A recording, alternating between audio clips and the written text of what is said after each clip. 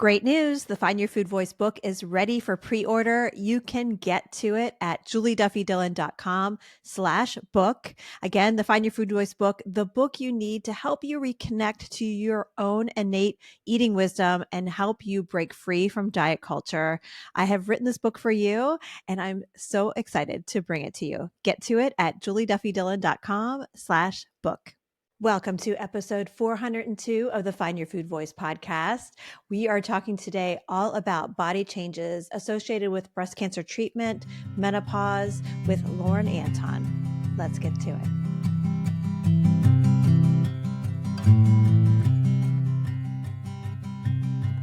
Bags are packed, are you ready to go? This time tomorrow we'll be on the road, riding with you into sunnier days. I wouldn't want it any other way. Hey, you're not bad for eating that. You're a successful human navigating a shame-filled blame game from all the dieting food rules. Welcome to the Find Your Food Voice podcast. I'm registered dietitian Julie Duffy Dillon, and here we weave together strategies giving you tools to defy diet culture, declare body liberation, and reclaim your peace. This isn't just for you, it's for all of us. Together, we can eliminate the need to diet, and we will. Let's begin with now. Taking the good with the ups and downs. I wanna see how the world turns round. Let's go adventure in the deep blue sea. Home is with you wherever that may be. Home is with you wherever that may be. Hey there, Julie Duffy Dillon here, your host, and today's episode is an interview that I have with Lauren Anton. And if you don't know Lauren yet, Lauren is a fellow dietitian who also specializes in weight inclusive and eating disorder recovery types of nutrition interventions. And I've known her for many years. She's someone that I met at probably some random eating disorder conference many years ago. And my favorite part of conferences is like one of the reasons why I created this podcast. I have found that the conversations I have in the hallways when I'm probably skipping a session because the conversation is just so juicy. um, these conversations with colleagues were always just so interesting. And was always in a place of like, I wish I could have recorded this to share with folks who don't actually work inside this profession so you could hear the dialogue and the work that's being done behind the scenes. And Lauren is someone who lives on the other side of the country from me. And so I don't get to see very often, but I would only see her at conferences. Well, unfortunately, the pandemic and lots of other transitions have put a stop to a lot of conferences. So I have relied on things like Facebook and Instagram, just like you, to stay connected to people like Lauren, who I don't get to see very often. But if you don't know, in the fall of 2022, my Meta accounts got hacked to the point where they're not retrievable ever again. And I took it as a sign from the universe that I have just better things to do than to be hanging on Meta. And I'm really grateful now that I'm seeing the state of what's happening in the metaverse. But unfortunately, I've lost track of what's happening with a lot of my friends. And with the Voice Finder email newsletter, I have felt really lucky in that Lauren is someone who will often reply back whenever I send out email newsletters. So we've had some dialogue, and we had dialogue recently to the point where it was starting to sound like our conference chats. And we were like, we need to actually record this conversation. So if you want to join the newsletter, the one that has kept me connected with Lauren, you can do that by going on my website. There's lots of freebies that can help you then get connected to my email newsletter. And I send out these Voice Finder newsletter messages every week. But again, because of this newsletter and her just replying back, we were able to build this episode today. So I have so much that I was needing to catch up on in her life. And last time I saw her, she was in a completely different place. And what we're going to be talking about today is her cancer diagnosis journey, what that was like and how that impacted her relationship with her body and food. There is also some discussion of suicidal ideation and depression from a medication she needed in order to treat her cancer. And in case you're wanting to take care of yourself and skip through those parts, that's about 20 minutes into the interview where we discuss that just for about a minute. And so I'm really excited to bring you this episode because she also talks about experiencing midlife in a different way because of medical menopause. Menopause, perimenopause, midlife, those are topics that I know for you as a listener, you've been very interested in hearing me talk more about. So when Lauren was like, I needed to unpack this information about how I experienced menopause, I was like, let's bring it. So before we get to this episode with Lauren, a few quick announcements. Like I mentioned at the top of the show, the Find Your Food Voice book is almost here. I cannot wait for you to read this. I'm very proud of this book, and I built it as a tool to help you. Maybe you've read Intuitive Eating already. Maybe you're working towards eating disorder recovery with a team and you just need access to more support and tools. This is the book I wrote for you. It is something that I hope you feel the connection to, almost like a poetry with practical tips as you are moving along this kind of complicated experience with food in 2025. So pre-ordering the book is something you can also do to very simply help support me and my team as we are putting out these free episodes to bring you more access to your food voice. And you can get to the pre-order on my website, julieduffydillon.com/book. And while you're on my website, if you want to help make this podcast better, you can do that in just 1 to 2 minutes, plus enter to win a DoorDash gift card. Someone has to win. It might as well be you, right? So you can take the Find Your Food Voice podcast listener survey. And again, it's just 1 to 2 minutes. It's going to help me build more products and better episodes for you as you're navigating this food hellscape right now, right? Like we are all preparing for a new administration in the United States, and we know that's going to impact your relationship with food and my relationship with food. So sticking together, joining us and helping to make this podcast and this like voice finder community just more supportive. Doing the survey will help me and my team to do that. So you can get to it on my website as well, julieduffydillon.com/survey. All right. So with that all being said, those are all the announcements. We're going to pause just for a very quick ad break, and then we'll be back with my interview with Lauren Anton. Hey, Lauren, good to see you. Hey, Julie, good to see you too. Yay. I know. I'm so excited. This is like such a selfish conversation because I finally get a chance to catch the fuck up with you.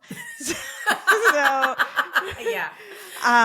We of course have been chatting like all podcasters do before we push record. And I told you, and I'll tell the listener, like I haven't known what's going on with you for almost 3 years because, you know, Facebook and Instagram is how I stayed connected with so many of my friends and colleagues. And yeah, so that was the fall of 2022. So catch me up. What? Oh my How is gosh, life? yeah. Where do we start? Where do we start? Where do we start? I know. Let's see. So yeah, 2022. So the last time you saw, you even said, the last time I saw you, you were like happy and Yes, relationship. you were dating and like the big smiles on your face. Yeah. It was And, definitely inspiration for me. I was like not quite separated yet. I was like not divorced yet. So I was like, oh, look how happy she is. This could be me. Oh, like So- it was hopeful. You weren't Yeah. like in that like cynical, like No. Yeah. I had moved through the cynical, jaded stage already. Oh, good. Oh, perfect. Yeah, no, I thought I was with the woman I was going to marry. I had an abnormal mammogram in March of 2023. Okay. And so very shortly after you got off Yeah. the socials, March of 2023, I got an abnormal mammogram and I was like, what? Because so I'm 50. I just turned 51 yesterday. Happy birthday. Thank you. Yeah. And I was at that point, I was 49, Mm-hmm. and I had been getting mammograms since I was 40. Mm-hmm. And so I got mine, and they call me, yeah, it's abnormal. We need to do another one. Blah, blah, blah. All that to say, please get your mammograms, because they did catch breast cancer eventually. I mean, it was from March all the way till June 1st is when I finally got the diagnosis. So that's how long it took. So it was a lot of limbo. It was like, like mammogram, another mammogram. Then it was like ultrasound. And then it would take a long time to get into these appointments. So all the while, my relationship was kind of eroding during that time. Okay. And I didn't know this. Cut to the week I was diagnosed. Okay. She broke up with me over FaceTime on a Tuesday. On Wednesday, she came and picked up her stuff. And then on Thursday, I was diagnosed with breast cancer. And I have, so what I have is lobular cancer, which is a deeper cancer. If you remember so there's ductal, which is like, more to the surface. And then the lobules are what produce the milk. That's where my cancer was. Okay. So I couldn't feel it. Lobular grows like a vine sideways, and it skips cells. And so it was in the right breast. As I sit, thank God, I'm like doing one of these. I'm like, people watching on YouTube are going to get a little extra. I know. They're like, wait, so are you just going to what's happening here? And so I have a stage 2B lobular cancer. So it got into the lymph nodes. So I had to have like some, there was like 14 lymph nodes removed because they have to take them out in a lump. I didn't know that. There were 3 of them that had cancer. One of them had burst open. Oh, wow. Yeah. So it's called invasive lobular carcinoma. Okay. And so because one of them had burst open, I had to have chemo. And going through chemo, here's the amazing thing about getting dumped right before you start all this and right as I'm diagnosed with cancer, is, by your partner that you thought you were going to marry.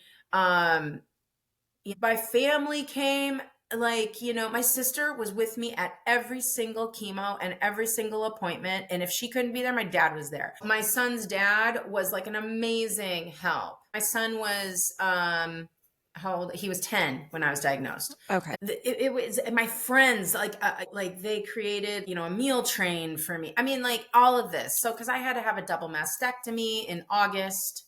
I chose to have a reconstruction. I got to, and this will be important, because it was deep, and because the cancer hadn't gotten near the nipples, I got to save my nipples, which is actually like really nice. That's a conversation that I don't think many people know about unless they've been through breast cancer or known someone, how that is just a part of the discussion with body image in this process. So yeah. Exactly. Yeah. And I got to, couple body image pieces. I got to keep my nipples. Then they have you decide how your boobs are going to look. I'm like, this was very hard in terms of body image. Let me tell you, no sensation in my breasts at all. None. Since having reconstruction.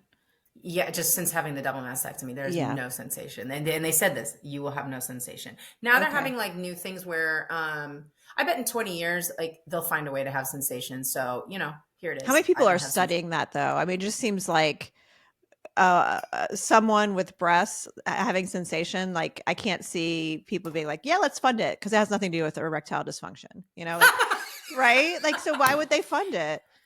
I know. Anyway, right? I'm jaded. That's my jaded part still living. No, it's not jaded. It's facts. Yeah. Now you get to choose like what kind of boobs you're going to have. Are you kidding me?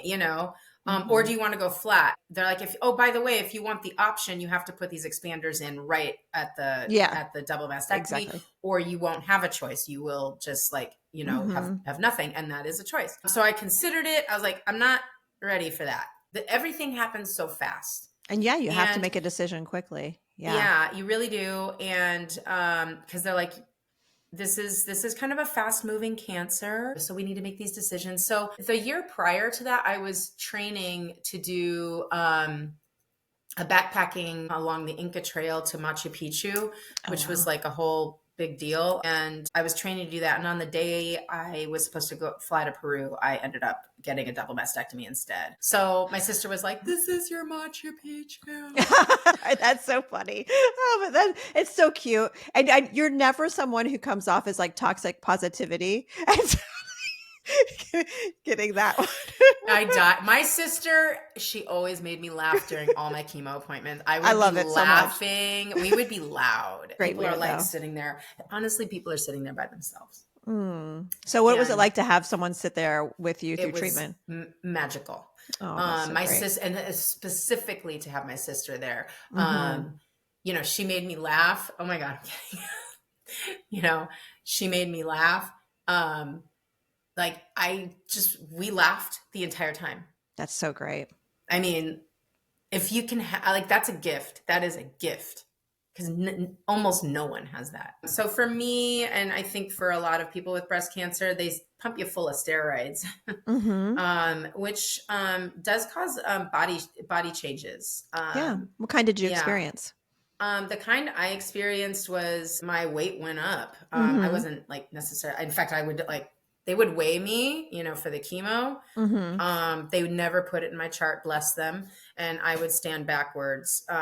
You know, they needed it to do the chemo. Cause normally I would be like, I'm like, nah, never mind. I don't want to get weighed. Or I'll get on there with, one time I got on with my backpack, boots, jeans, and a huge sweater. And I just like looked at her like, don't fuck with me. Yeah. See, this is the Lauren. This is my weight.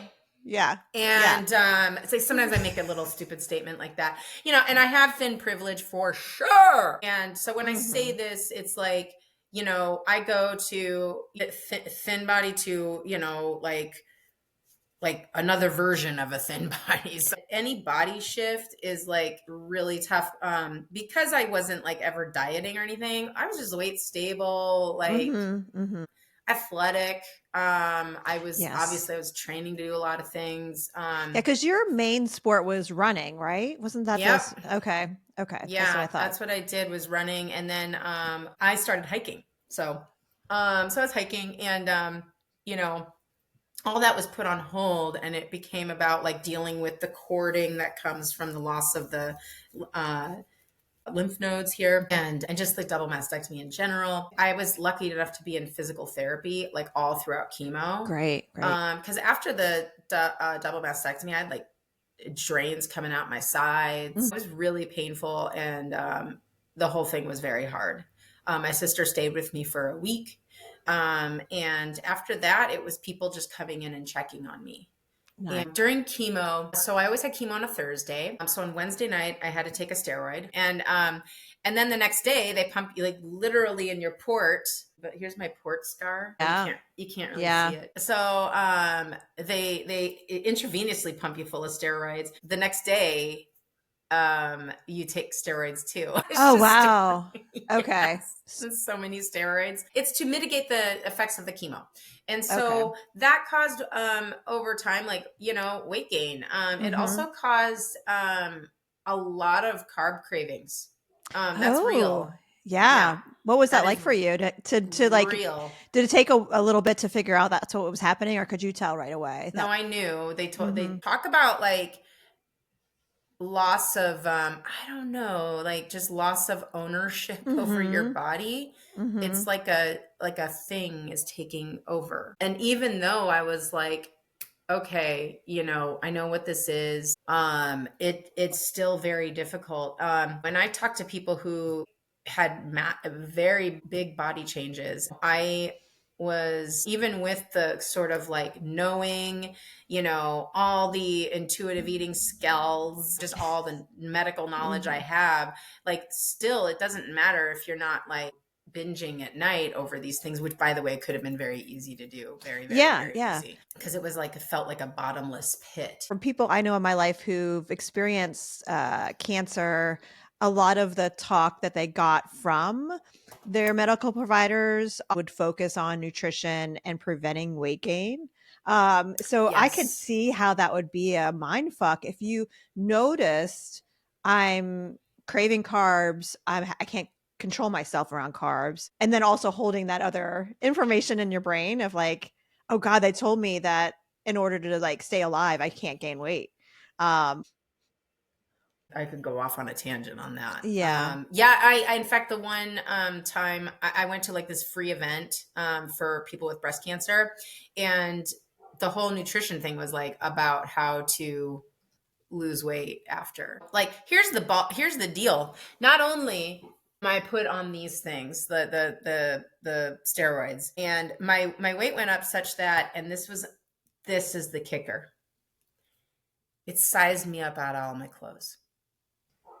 And I Okay. was not in a financial position to be buying Yeah. a bunch of clothes. It was very, very upsetting to me. I'll be really frank. Yeah, having clothing And is like a part of just like having dignity, you know? I just was like, oh my gosh. So I have like essentially a ton of clothes that I can't wear to this day.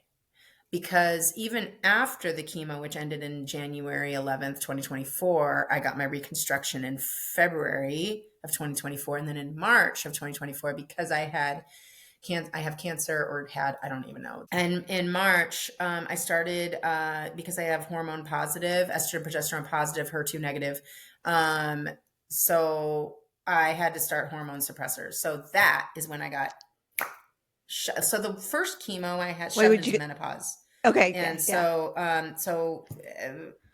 the last period I ever had was September 21st, 2023. That was the day after my first chemo. And Okay. I thought I was having flashbacks to giving birth, which was not pleasant for me. With your And first period or your last period during your first chemo? it was like heavy to the point of ridiculous. Oh no. And I was by myself. So I would get my chemo on a Thursday, and then Friday I would go in for hydration, more steroids, more stuff. Yeah. And then Saturday and Sunday and Monday were horrendous, and I was alone. Mm-hmm. And that was when I was really missing having a partner, because it's like, Yeah. that's when you want a partner to Mhm. just, so you know who my partner was my kitty. Oh, what's your cat's name? Her name is Shirley, but she goes by Sure. Okay. And She answers to Sure. literally the cutest. That's and so I love her great. so much. Like, I would literally cry in pain, and like I would just hold her. Like, we would just spoon. We would spoon. And yeah, it gets cumulative, and it gets harder and harder. And I only went through 6 rounds. Some people go through like 1,000,000 rounds. Like, they're like, I went through 16 rounds. I'm like, oh my God. So 6 rounds, does that mean 6 like days you went in for chemo? Or yeah, so every 3 weeks it was a round of chemo. So 6 times. Okay. Got it. And then so it was like, it ended up being from September 20th to January 11th. Okay. Yeah, I did cold capping, so to protect my hair follicles, but most of my hair still fell out, but they were like, it was already growing back by the end. They're like, see how it's growing. I mean, so my hair is like. Yes.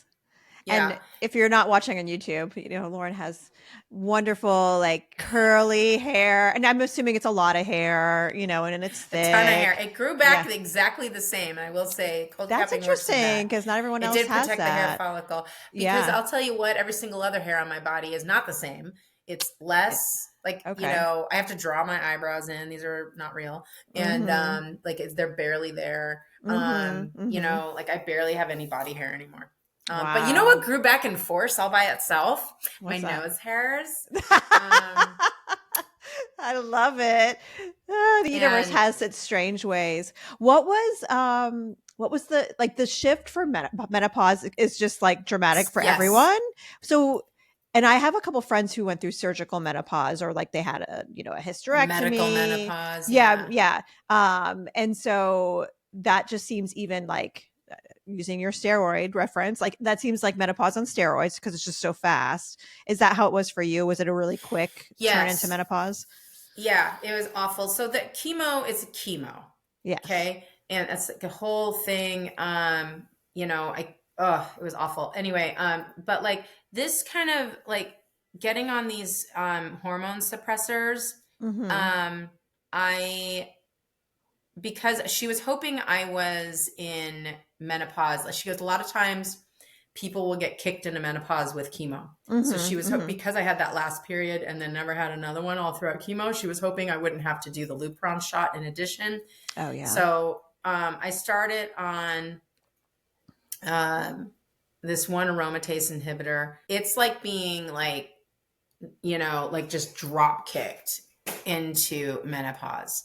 Mm-hmm. Suddenly I'm having like chemo, you have really bad like hot flashes weirdly. Mm-hmm. And this I just was having like that had abated after it had stopped after I stopped the chemo. Then they came back with a vengeance. I now Okay. take like magnesium in the Mm-hmm. morning and magnesium at night to mitigate that, which Okay. by the way, I experimented like getting off of it. Yeah, I got right back on. And That's what we all have to do. Is the magnesium dosage different? I know, and I'll just, the disclaimer, like talk to your individual healthcare provider before you start any supplement. But yeah. is the magnesium dosage similar to using it for other conditions? Like I use it for my migraine or for sleep or constipation. Is it like, because I I know think with it's constipation you use because I more. take it in the morning and at Uh-huh. night. It's a little more than like say for constipation because Mm-hmm. I suggest people to take it and it's like this one certain type that of course I'm blanking on. I could give It's it to okay. you later though. He said this is the one that was studied. Okay. Okay. Yeah. So anyway, yeah, I the brain fog and then the crushing depression. Ooh.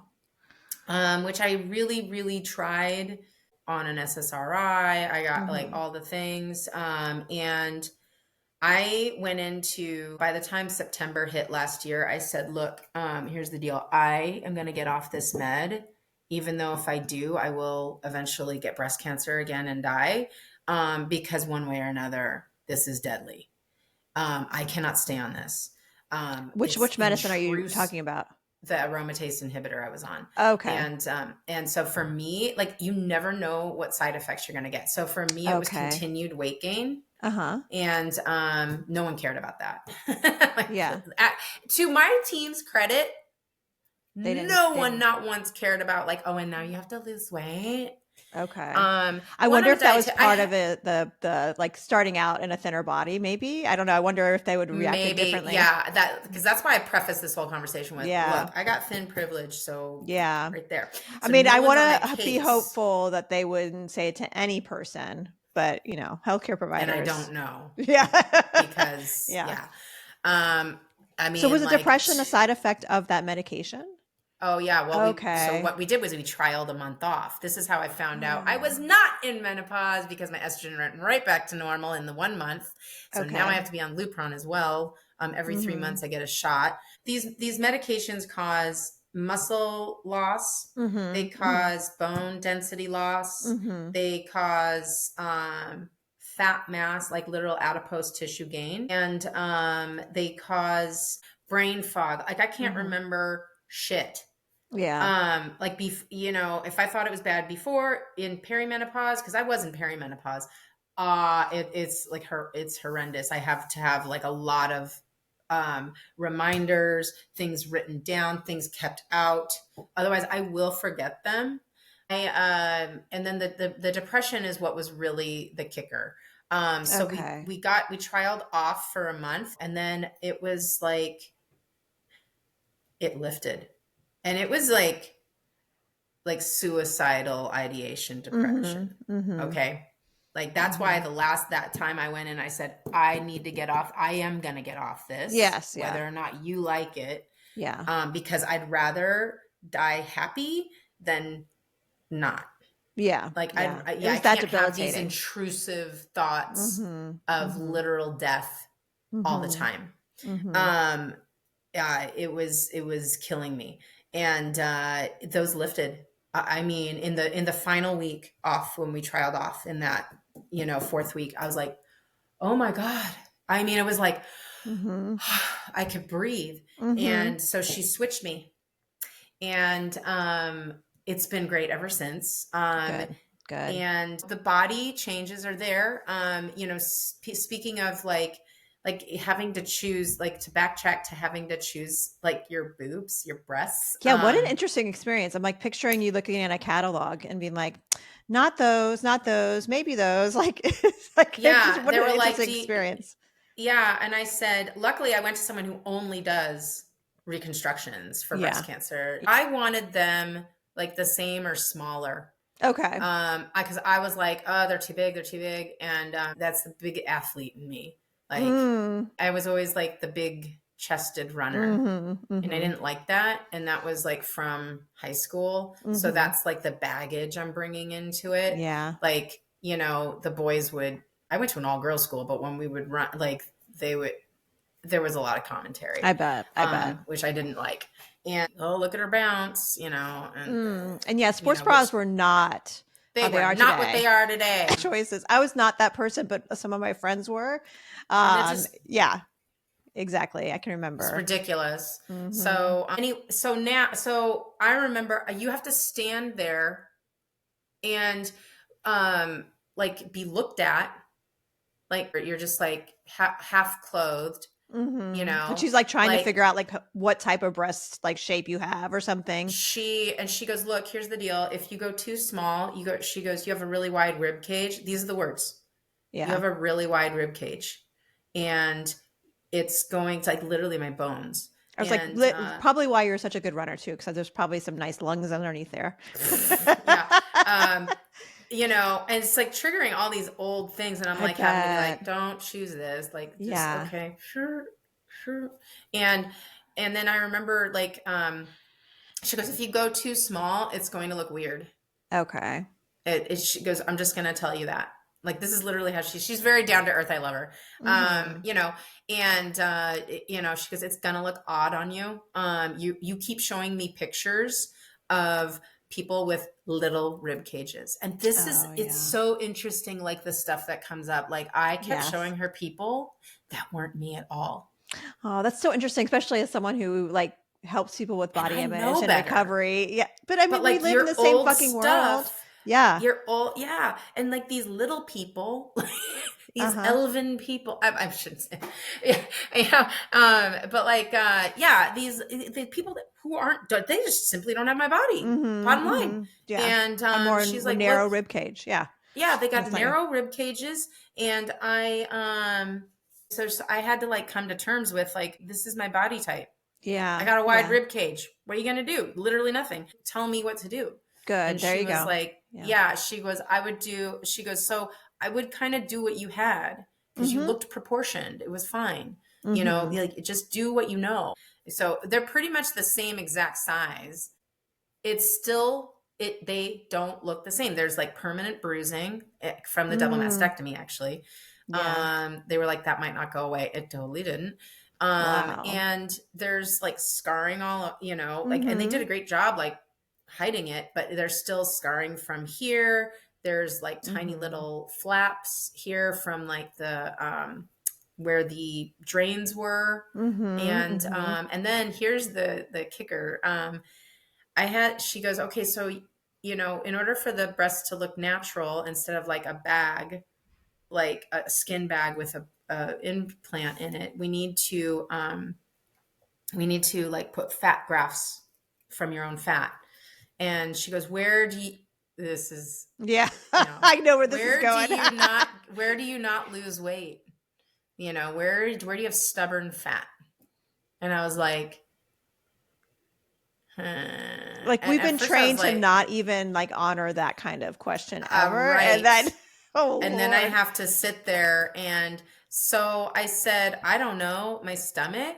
And she goes, she's looking at me again. I'm half naked. And she goes, see, here's the thing. Because you had a baby, if I take out from there, you're going to have like loose skin. So Oh Unless my you want to have gosh. another surgery that's not covered by insurance, what do you want to do? And she goes, you know what? If I were you, I would do the fat on your lower back.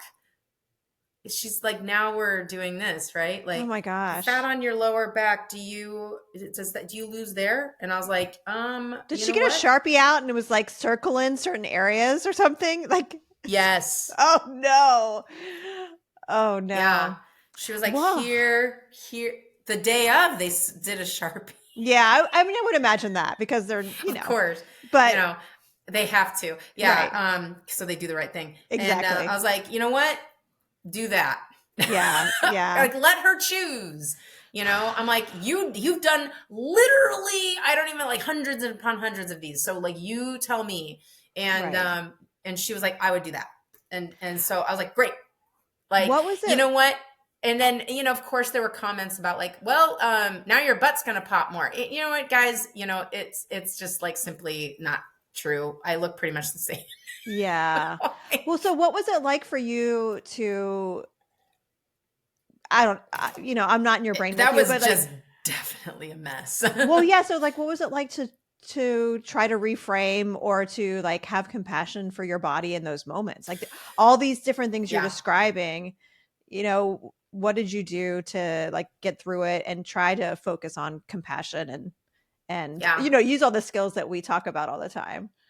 Yeah, I would start do Vipassana, Shamatha Vipassana, that meditation, which is an eyes open meditation. I would like have like the last 2 minutes of it be like a complete body compassion, like Okay.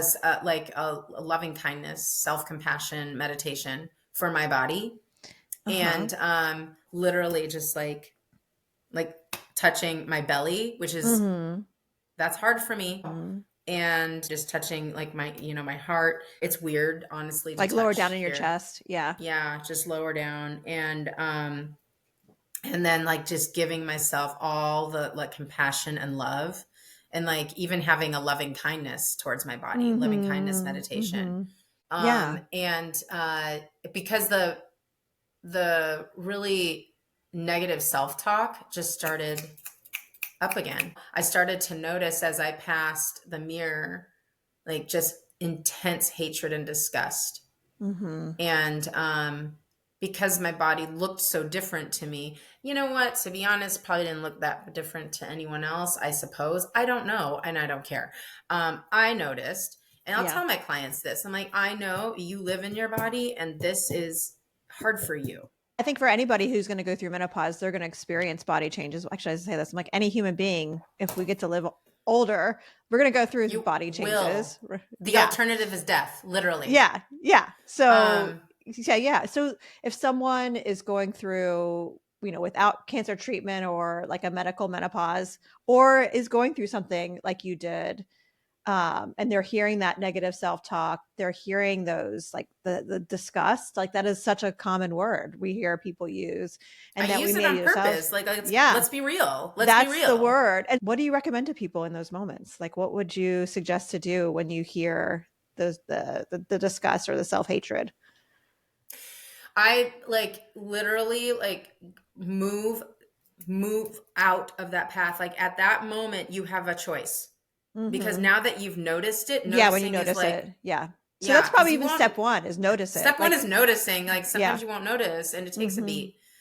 With the minute you notice, oh, now you have a choice. Yeah. You can Yeah. continue along that path, Mm-hmm. or you can be like, literally shift the mind. Sometimes the best I could do in those moments, and I'll tell clients this, you don't have to sit there and love your body, like, I love you.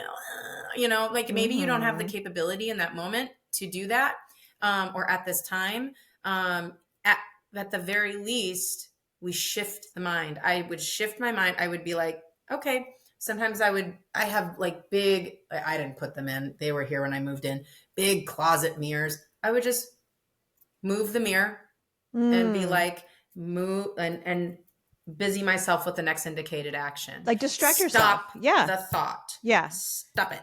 Mm-hmm. Stop it. Like the Bob Newhart thing. Yes. Stop Oh it. gosh. I haven't thought about Bob Like, Newhart no. in a long time. Rest Oh in my God. peace. Yeah, rest in peace. Yeah, I could, in the moments of meditation, consciously, when I'm in like I'm not in the thick of it. I'm not like Mm-hmm. moving from like, the disgust moment to like, Mm-hmm. I love you, you know? That sounds funny.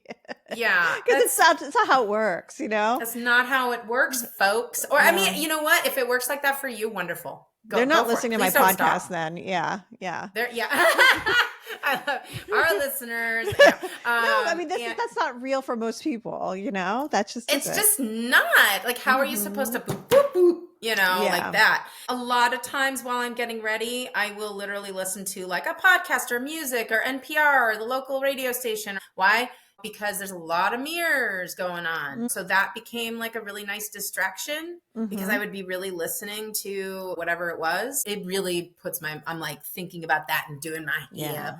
and so then in moments of neutrality, when I'm like meditating and I'm like just doing my normal meditation practice, then I can practice, and it is a practice Mm-hmm. of like that self compassion and the loving kindness towards my body. Mm-hmm. Loving kindness is simply happy, may I be healthy, may I be peaceful. You can make it up though. So may I have ease in my life. Like traditionally, it's you do it with your own self, then you do it with Mm-hmm. someone you love, then you do it with someone who is like you don't even really know, like a neutral person, and then you Mm-hmm. do it with maybe someone you have an issue with, and Yeah. then you do it for the world. Okay, you can just globalize that with the body, Yes. doing Yes. it with a part that you just really appreciate, Yes. Start doing it there. with Yep. doing it with like a part that you have an issue with, doing it with like the body as a whole, like Mm-hmm. that. And I love that. I think that is so useful, especially when like again, like it's not like going to be something you jump to from like the disgust moment to Mm-hmm. okay, and hey, if that works for you, great. Otherwise, use the I use the distraction, Yeah. and then when I'm in like doing just regular meditation practice, I tack on that extra couple minutes and just like sit in like even like a minute of it, and Right. sit in that Yeah. in that You don't have to do loving for hours kindness. and hours. A minute is Oh my fabulous. gosh, Yes. like a minute of meditation is perfect. I love it. I want to talk to you for hours and hours, and I know we have to get off the phone now, and I I hate it know. so much. I hate it. Um, well, maybe I'll just have you come back, and you can tell me some more about what's going Part two? on. Why Oh my not? God. Let's do Yes, it. I love So, it. where can people find you though, if they want to know more about you? Where should they go? I have a whole brand new website, Lauren Anton RD, as in registered dietitian.com. Okay. I speak. I will be adding to this year. I'm going to be adding some workshops. Like it's going to be directed towards folks who have gone through breast cancer or any cancer and want to Mm-hmm. reconnect with their bodies, and in a loving, in a compassionate way. So, you're a really great speaker. So, I love speaking, and I love doing supervision so much. I specialize in eating disorders for years now, years and years, and sports nutrition. I think part of coming back to the body is getting back to things that you love, and then honoring that. Like, mm-hmm. okay, what am I able to do now? Yeah. Yeah, and just like discovering that and being easeful with it. Mm-hmm. I'm a trained meditation instructor, so like I bring that into not only sessions but like the workshops. I in my previous career I taught writing, and so creative writing, so doing like guided journaling is a big thing. So So that's excited.